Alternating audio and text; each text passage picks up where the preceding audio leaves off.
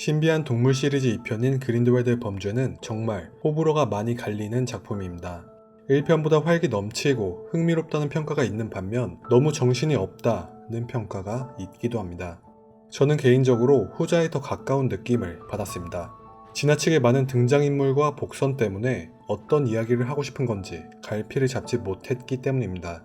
10권이나 되는 분량의 소설책을 짧은 러닝타임에 억지로 우겨넣은 듯한 모양새였죠. 하지만 그래서인지 영화를 잘 살펴보면 제대로 이야기하지 못한 숨겨져 있는 비밀이 몇 가지 남아있기도 합니다. 해서 이번 영상에서는 덤블도어의 비밀이 아닌 그린델왈드의 범죄의 비밀을 한번 파헤쳐 보겠습니다. 먼저 타이틀입니다. 그린델왈드의 범죄 제목을 잘 살펴보면 죽음의 성물인 딱총나무 지팡이와 부활의 돌 그리고 투명 망토를 상징하는 문양을 찾을 수 있습니다. 이건 한글 제목뿐만 아니라 영어 제목에서도 마찬가지로 찾아볼 수 있습니다. 하지만 영화에서 죽음의 성물은 딱총나무 지팡이 단 하나만 등장합니다. 등장 시점부터 이 지팡이의 주인은 그린델왈드였는데 We found his wand hidden away. 이 대사에는 숨겨진 의미가 담겨져 있습니다. 그린델왈드가 여태까지 자신의 지팡이를 전혀 사용하지 않았다는 건데요. 1편에서 그린델왈드는 그레이브스로 변장하였고 자신의 딱총나무 지팡이가 아닌 그레이브스의 지팡이를 사용합니다. 보통 다른 사람의 지팡이로 마법을 쓰면 성능이 꽤나 많이 떨어집니다. 지팡이가 자신을 거부하고 있다는 것을 느낄 정도로 말이죠. 하지만 그린델왈드는 다른 사람의 지팡이를 들고도 가공할 능력을 보여주었습니다. 그래서 이 대사는 그가 얼마나 뛰어난 마법사인지 다시 한번 일깨워주는 대사이기도 합니다. We found his wand hidden away. 이 영화에서 제작진은 그린델왈드는 볼드모트와는 다르다 라는 것을 꽤나 많이 보여주었습니다. 머글과 관련된 사상도 그렇지만 인간적인 감정을 강조하는 장면을 중간중간 넣어두었습니다. 자신의 부하가 거치적거린다면 가차없이 처리하는 볼드모트와는 달리 그린델왈드는 자신의 대역을 하며 혀가 잘리는 희생까지 감수한 에버나트를 구출하기 위해 수개월에 가까운 긴 시간 동안 인내하며 그를 구해낼 틈을 노렸으며 교도소장을 까마득한 상공에서 떨어뜨릴 때도 그를 떨어뜨리기 전에 지팡이를 먼저 떨어뜨렸고 교도소장이 도저히 지팡이를 잡지 못하자 직접 도와주기까지 하며 그를 살려주었습니다. 교도소장도 자신을 살려준 그린델왈드가 의아한지 고개를 돌려 하늘을 쳐다보기도 했죠. 먹을 아이를 죽이는 장면에서도 그의 인간적인 면모를 볼 수 있습니다. 여기서 그린델왈드는 먹을 아이를 응시하며 고민하는 모습을 보여주다가 조용히 문 밖으로 걸어나갑니다.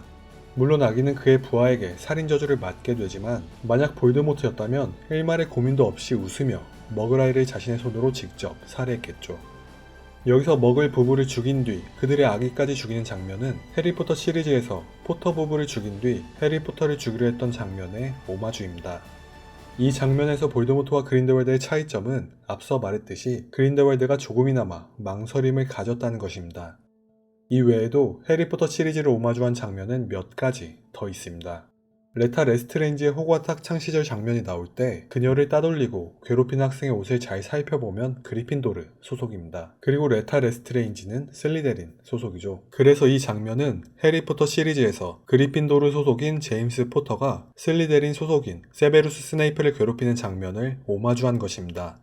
여기서 해리포터 시리즈와 다른 점은 무기력하게 괴롭힘을 당했던 스네이프와는 달리 레타 레스트레인지는 속 시원하게 반격했다는 점입니다. 그 외에 덤블도어 교수의 어둠의 마법 방어술 강의에서 보가트가 등장하는 것은 해리포터 시리즈에서 나온 리무스 루핀의 수업을 오마주한 것입니다. 이 영화에서 호그와트가 처음 등장하는 장면에서는 해리포터 시리즈의 대표 OST인 헤드위그의 테마가 흘러나오면서 추억을 불러일으키고 Here it is. Nicholas Flamel is the only known maker of the Philosopher's Stone. 해리포터와 마법사의 돌에서부터 이름을 알렸던 전설적인 연금술사인 니콜라스 플라멜이 등장하기도 합니다. Albus told me some friends might be dropping in. Nicolas Flamel. 그리고 볼드모트가 그토록 탐냈던 마법사의 돌이 깜짝 등장하기도 하죠. 니콜라스 플라멜이 한 마법사의 조언을 얻는 장면이 있는데 여기서 등장하는 이 마법사는 미국 마법학교인 일버르모니의 교수 유랄리 힉스입니다. 이 영화에서 힉스는 아주 짤막하게 등장하지만 3편인 덤블도어의 비밀에서는 아주 큰 역할을 맡게 됩니다. 자신이 소망하는 것을 그대로 보여주는 거울인 소망의 거울이 해리포터 시리즈에 이어서 여기서도 등장합니다. 해리포터 시리즈에서 덤블도어는 소망의 거울에서 해리포터처럼 자신과 가족들이 화목하게 있는 모습을 봤으나 젊은 시절의 덤블도어는 소망의 거울에서 자신과 그린델왈드가 가장 화목했던 시절을 봤습니다. 여기서 알 수 있는 것은 덤블도어는 최소한 이때까지는 그린델왈드를 너무나도 그리워하고 있다는 것입니다. 죽음의 성물 1편에서는 자신의 이름 옆에 죽음의 성물 마크를 새기기까지 했던 덤블도어의 어두운 과거가 등장하기도 했는데 이것은 청년기 덤블도어가 그린델왈드에게 얼마나 많은 영향을 받았는지 알 수 있는 장면이기도 합니다. 그리고 이 장면을 촬영하기 위해서 해리포터와 죽음의 성물에서 등장했던 청년기 그린델왈드와 덤블도어 역을 연기했던 두 배우가 모두 재등장하기도 했습니다. 그린델왈드에게는 애완동물인 안토니오가 있습니다.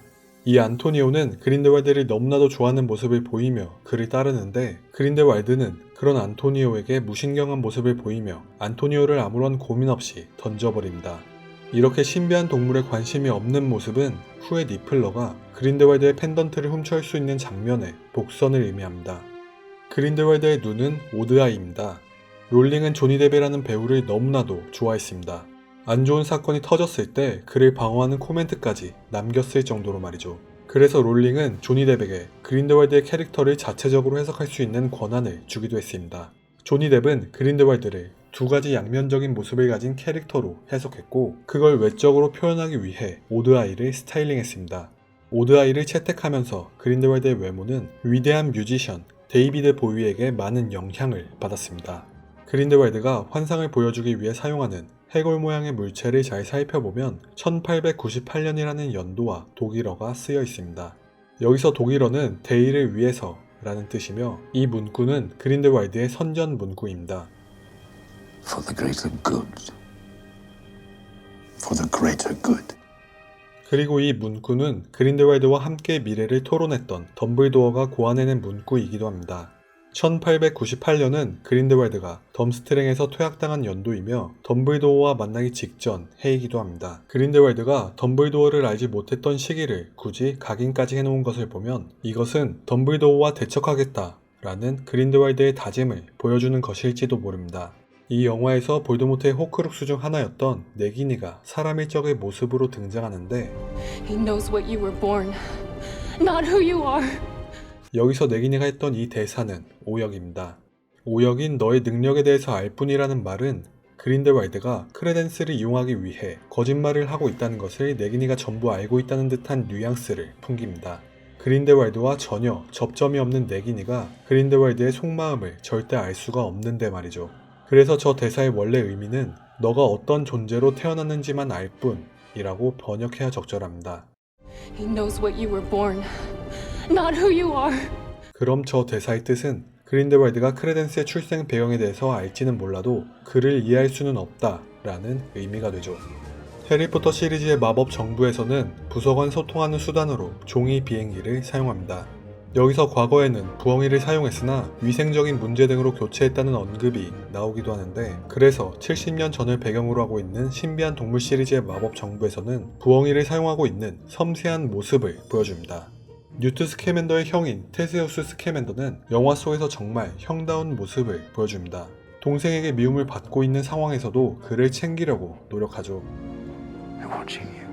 하지만 실제로 테세우스를 연기한 배우인 칼럼 터너는 1990년생으로 뉴트 역의 에드 레드메인보다 8살이나 어리다고 합니다. 에디의 말에 따르면 사실 롤링이 생각한 테세우스는 영화와는 많이 달랐다고 합니다.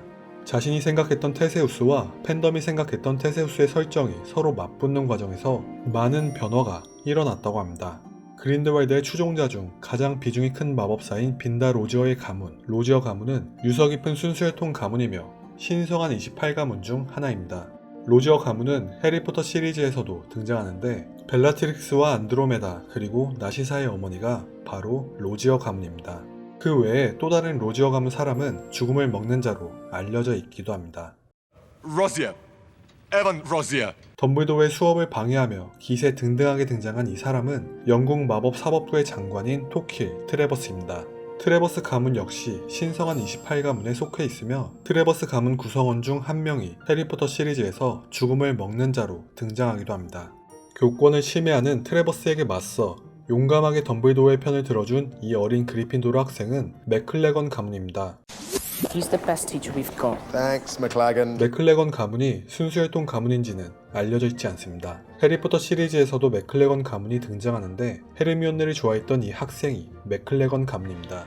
주드로는 자신이 덤블도어 역으로 캐스팅되었을 때 롤링과 반나절이 넘게 덤블도어에 대한 이야기를 나누었다고 합니다. 주드로는 덤블도어의 과거와 청년기 덤블도어가 어떤 생각을 가진 남자인지 롤링에게 전부 전해들었고 그 이야기들을 토대로 덤블도어를 연기했다고 합니다. 그가 지금 연기하는 덤블도어는 롤링이 생각했던 덤블도어를 완벽하게 재현한 모습이라고 합니다. 그린델왈드의 범죄 확장판에서는 삭제된 장면을 몇 가지 공개했습니다. 먼저 덤블도어가 딜루미네이터를 사용하는 장면입니다. 덤블도어가 직접 발명한 마법 물건인 딜루미네이터는 해리포터와 마법사의 돌에서 처음 등장했으며 빛을 빼앗아 담아두는 기능을 가지고 있습니다. 죽음의 성물에서는 이 기능뿐만 아니라 새로운 기능이 드러나는데 자신의 동료들이 어디에 있는지 알 수 있는 기능입니다. 길을 잃은 론이 딜루미네이터 덕분에 동료들에게 돌아올 수 있었죠. 이 장면은 뉴트 스캐맨더가 파리로 떠날 때 자신의 지하실에서 아기 니플러들을 데려가는 장면입니다. 아기 니플러는 이때 이후 등장하지 않았는데 그래서 불필요한 장면이라고 생각해 삭제한 것이 아닐까 추측하고 있습니다. 이 아기 니플러들의 이름은 각각 피스타치오, 펌퍼니켈, 퍼시몬, 펌킨입니다. 네기니와 크레덴스의 장면입니다. 여기서 네기니의 눈이 자신의 의지와 상관없이 동물처럼 변하는 듯한 모습을 보여주는데 이는 네기니가 사람으로서의 삶이 얼마 남지 않았다는 것을 의미합니다. 네기니에 대한 더 자세한 내용은 저의 다른 영상을 보시면 알 수 있습니다. 이 장면들 외에도 자잘하게 삭제한 장면들이 있으며 미네르바의 이름을 말하는 씬을 삭제한 것은 아마도 미네르바 맥고나걸이라는 캐릭터의 설정 붕괴 때문에 삭제한 것이 아닐까 생각됩니다. 레타 레스트레인지가 호그와트에서 자신이 학창시절에 사용했던 책상을 살펴보는 장면이 있습니다. 여기서 레타의 책상을 보면 여러가지 글귀가 쓰여있죠. L과 N은 레타 레스트레인지 그리고 뉴트 스캐맨더의 이니셜이며 이 둘의 우정을 의미하고 있습니다. 그 외에 죽음의 성물을 의미하는 표식과 골든 스니치 그리고 뉴트의 기숙사인 후플푸프와 살인저주 아바다 케다브라가 쓰여 있습니다. 여기까지 그린델왈드의 범죄를 파헤쳐봤습니다. 영상 재미있게 보셨나요? 감사합니다. 지금까지 쭈모였습니다.